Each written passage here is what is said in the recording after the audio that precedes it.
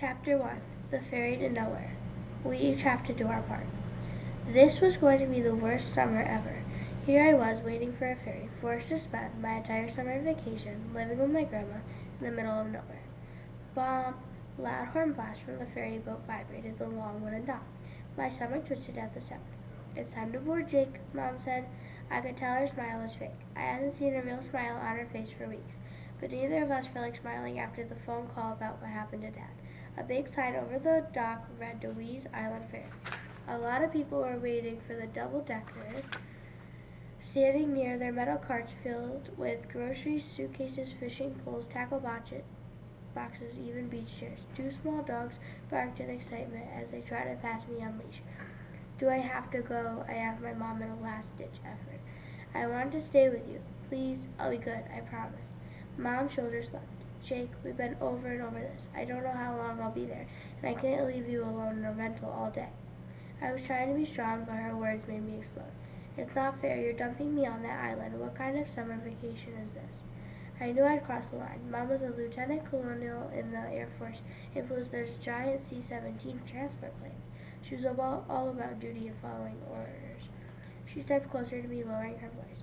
I know you don't want to go, she said. I saw a flash of sadness in her eyes.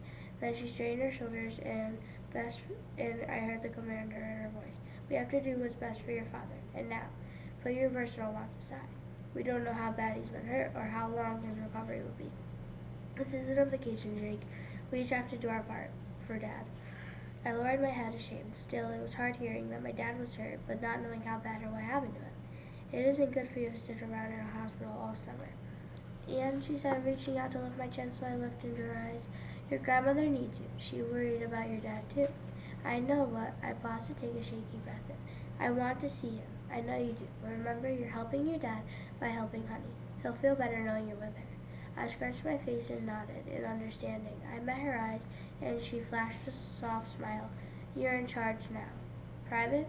She got me there. My dad was an officer in the Army, and he always called me Private. I tugged at my Army ball cap to hide my eyes. Yeah, was all I could muster through the lump in my throat. All aboard, called out the ferry captain. Let's go, said Mom, trying to be cheerful. I felt her gently nudge my back. We walked down a metal ramp to the waiting ferry. The mate greeted us and wheeled my cart of stuff on board with everyone else's belongings. I'll call you as soon as I know anything, Mom said it, and then leaned in to kiss my cheek. You'll love Deweese Island. There's so much to do. The beach, the woods. You had the best time when you were there before. I was 6, Mom. Well, you're almost 12 now, so that means you'll have twice as much fun. Right, it's going to be great, stuck on that island with no cars allowed or stores or restaurants. Are there even people there other than Honey? Of course there are. At least I can game online with Carlos and Nick. Mom's face cringed. Well, she hesitated. There isn't any Wi-Fi. What? I couldn't believe there was a place on Earth without Wi-Fi. You mean I not only have to spend my summer away from home, my friends, I'm stuck alone on some faraway island with my grandma, and I have no internet? My jaw hung wide open in disbelief. Tell me you're joking. Mom laughed. I hadn't heard her laugh since the first phone call about Dad. Come on, Jake, you've entered far worse. There's Wi-Fi on the island, just not at Honey's house. She doesn't think she needs the internet. Her voice lowered. Your grandmother can have strong opinions about things. Or she's just weird, I muttered. I had thought things couldn't get any worse, but they just did. Ready? Called out the captain, opening wide the passenger door. He was urging us to go. Time to move, Mom said, trying to sound cheery.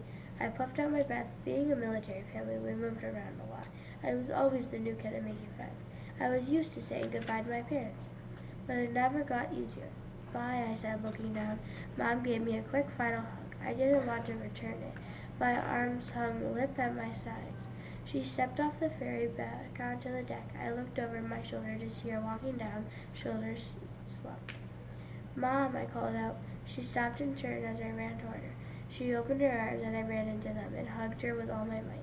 I'll miss you, Mom, I said, my face muffled in her chest. I felt her arms tighten around me. I'll miss you, too. She kissed my cheek and I could see the tears in her eyes, just like mine. I'll call you, she said. I love you, Mom, I called out as I ran back to the boat. The captain waved me inside and shut the door behind me. Inside, the benches were filling up. I raced up the stairs to the top deck of the ferry. The sun glared hot in the sky, making the metal railing warm to the touch. as I leaned over to wave goodbye to Mom, but she was already gone.